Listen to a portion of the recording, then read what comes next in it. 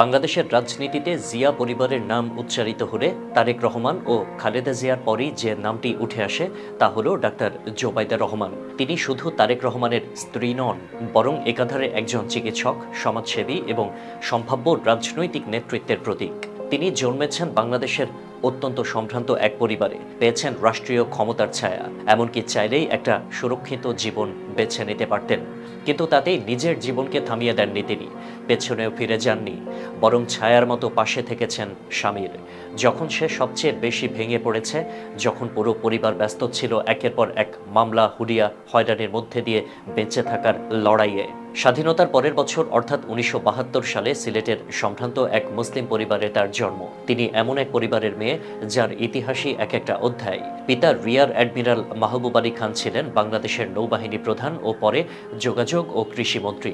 মা সৈয়দা ইকবাল মান্দ বানু একজন খ্যাতিমান সমাজসেবী। আরও বিস্ময়ের ব্যাপার হলো বাংলাদেশের মুক্তিযুদ্ধের সর্বাধিনায়ক কিংবদন্তি জেনারেল MAG ওসমানী ছিলেন জোবাইদুর রহমানের আপন চাচা। আর শ্বশুর শাশুড়ির পরিচয় তো বলার অপেক্ষা রাখে না।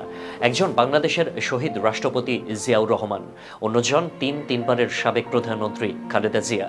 ছোটবেলা থেকে মায়ের সমাজসেবামূলক কাজের মাধ্যমে তিনি মানুষের পাশে দাঁড়ানোর পাঠ পেয়েছেন।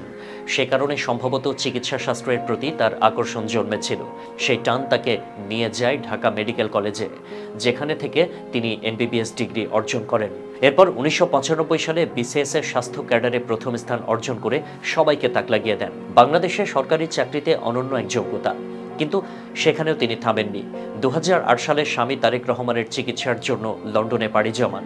বারবার চেষ্টা করেছেন চাকরির ছুটি বাড়াতে, কিন্তু রাজনৈতিক পরিস্থিতির কারণে অনুমতি মেলেনি। ফলে পেশাগত জীবনকেও বিসর্জন দিতে হয়েছে তাকে। কিন্তু তাতেও থেমে যাননি তিনি। লন্ডনে থেকেও চিকিৎসা শাস্ত্রের চর্চা চালিয়ে গেছেন। অর্জন করেছেন লন্ডনের ইম্পেরিয়াল কলেজ থেকে মেডিসিনে MSc ডিগ্রি। ২০০৭ সালে জরুরি অবস্থার সময় বাংলাদেশের রাজনৈতিক অঙ্গন যখন একেবারে টালমাটাল, তখন তারেক রহমানকে কারাগারে পাঠানো হয়। সেই সময়টাতে লন্ডনে বসেও তার পাশে ছিলেন জোবাইদা। দেশের মাটিতে না থেকেও বাংলাদেশের রাজনীতির প্রতিটি উত্তাল দিনে নীরবে সহযাত্রী হয়েছেন তারেক রহমানের। তবে শুধু পাশে থাকাই নয়, বিশ্বব্যাপী ছড়িয়ে থাকা প্রবাসী বাংলাদেশিদের সাথেও যোগাযোগ রেখেছেন। সামাজিক সংগঠন, চিকিৎসা সেবা, এমনকি করোনা মহামারীর সময় বাংলাদেশের জন্য মেডিকেল অ্যাডভাইজার হিসেবে দায়িত্ব পালন করেছেন। এরই মধ্যে দুর্নীতির অভিযোগে একটি মামলায় তাকে অভিযুক্ত করা হয়, যেখানে বলা হয় তিনি এবং তার মা মিথ্যা তথ্য দিয়েছেন। তবে এসবের মাঝেও কখনো প্রকাশ্যে রাজনীতিতে নামেননি। অথচ বিএনপির নেতাকর্মীদের অনেকে বিশ্বাস করেন তার ভেতরে লুকিয়ে আছে দলের ভবিষ্যৎ কাণ্ডারি হওয়ার সম্ভাবনা।